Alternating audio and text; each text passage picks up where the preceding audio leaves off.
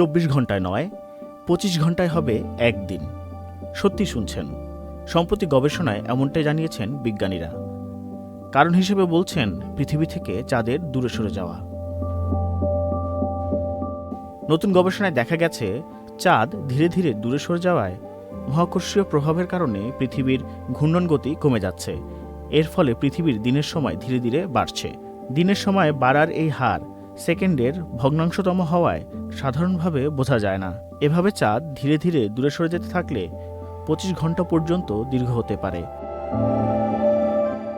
যুক্তরাষ্ট্রের উইসকনসিন ও ম্যাডিসন বিশ্ববিদ্যালয়ের গবেষকরা আরও জানান, পৃথিবী থেকে চাঁদের দূরত্ব বাড়ছে এবং তা এভাবে বাড়তে থাকলে পৃথিবীতে দিনের দৈর্ঘ্য বাড়বে। তবে তা কয়েক মিনিট নয়, পুরো 1 ঘন্টা, অর্থাৎ একদিনের দৈর্ঘ্য 24 ঘন্টা থেকে বেড়ে হবে 25 ঘন্টা। যদিও সেই দীর্ঘদিনের জন্য অপেক্ষা করতে হবে প্রায় 20 কোটি বছর।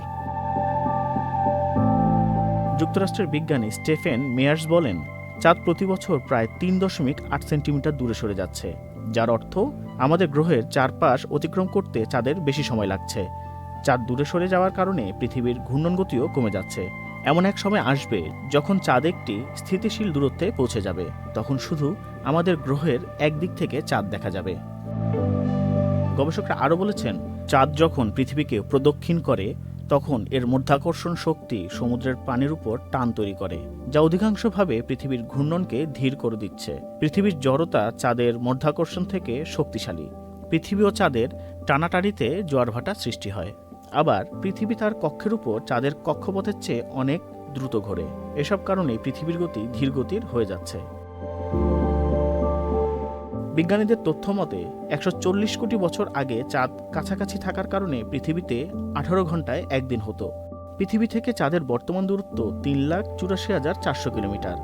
চাঁদের এভাবে পৃথিবী থেকে দূরে সরে যাওয়ায় পৃথিবীতে বড় পরিবর্তন আনতে পারে।